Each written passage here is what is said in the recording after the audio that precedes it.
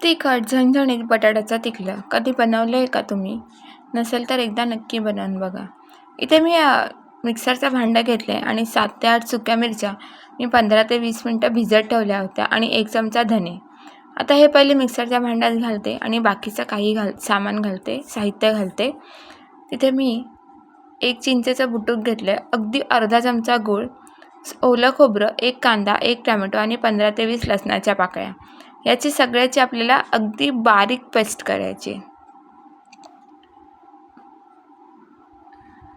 आता तुम्हाला टोमॅटो जर जास्त हवा असेल तुम्ही जास्तसुद्धा वापरू शकता. मी इथे चिंचसुद्धा वापरली आहे म्हणून मी टोमॅटो कमी वापरला, एकच वापरला आहे. या पद्धतीने आपल्याला याची बारीक पेस्ट करून घ्यायची आहे. आता याला फोडणी देऊया. मी पातेला आधीच तापत ठेवलं आहे. पातेल्यामध्ये मी 3 ते 4 चमचे तेल घालणार आहे. तुम्हाला मी चमचा दाखवते. या चमच्याने मी 3-4 चमचे तेल घेतले. तेलाचं प्रमाण तुम्ही तुमच्या आवडीनुसार कमी अधिक करू शकता. 7 ते 8 कढीपत्त्याची पानं घातली आहेत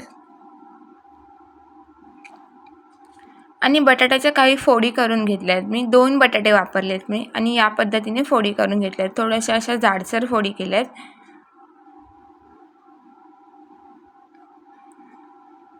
इथे मी सगळ्या फोडी बटाट्याच्या तेलामध्ये घातल्या आहेत आणि ह्याला 2 मिनटं परतून घेतलं.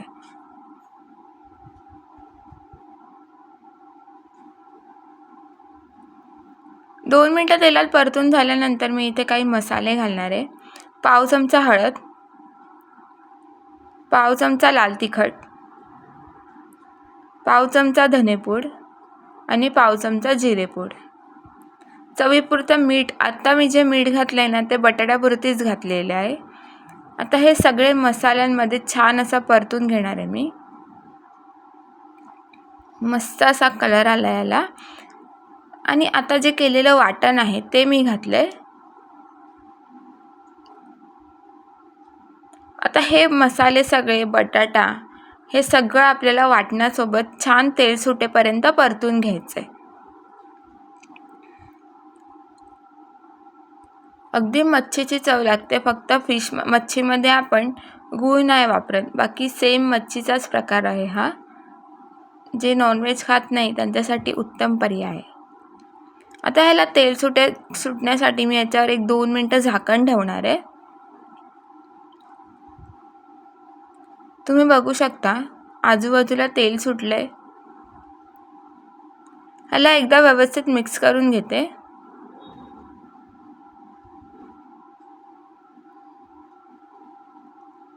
मिक्स करून झालेलं आहे. आता मी याच्यामध्ये गरम पाणी घालणार आहे. पण गरम पाणी तुम्ही तुमच्या आवडीनुसार कमी अधिक करू शकता. मी इथे जवळजवळ 1 कप गरम पाणी घातलं आहे कारण की बटाटा चांगला शिजला पाहिजे म्हणून. वाटणसुद्धा आपण कच्चंच घातलं होतं. आता बटाटा आणि वाटण छान एकजीव होईपर्यंत आपल्याला शिजवून घ्यायचं आहे. म्हणजेच त्याचा कच्चेपणा जाईपर्यंत आणि छान परतून घ्यायचं आपल्याला. सगळं व्यवस्थित शिजवून घेऊया. चवीपुरतं मीठ घातलं आहे. लक्षात ठेवा मगाशीसुद्धा आपण मीठ घातलं होतं. त्याच्या अंदाजाने मीठ घालायचं आहे. 7 ते 8 मिनटं लागली मला बटाटा शिजायला आणि कालवणाला उकळी यायला, तिखल्याला उकळी यायला सुद्धा 7 ते 8 मिनटंच लागतात. आता हा मालवणी पदार्थ आहे. मालवणी पदार्थ कोकमाशिवाय अपूर्ण आहे म्हणून मी इथे 2 कोकम घातलेत.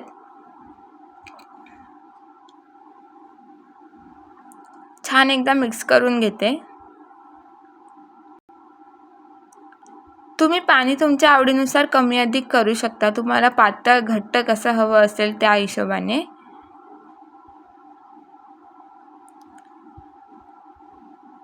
मस्त झणझणीत असं बटाट्याचं तिखलं तयार आहे. अजून मी याच्यामध्ये कोथिंबीर नाही घातली. तुम्हाला दाखवते बटाटा कसा शिजलाय. परफेक्ट असा बटाटा शिजलाय. थोडीशीच कोथिंबीर घातली आहे, जास्त नाही. बारीक चिरलेली कोथिंबीर घातली आहे. मस्त गरम गरम बटाट्याचं तिखलं आता मी सर्व करते. व्हिडिओ आवडल्यास लाईक, शेअर आणि सबस्क्राईब करायला विसरू नका. रेसिपी कशी वाटली हे नक्की कमेंट करून सांगा. पुन्हा भेटूया अशाच एका नवीन रेसिपीसोबत. तोपर्यंत धन्यवाद.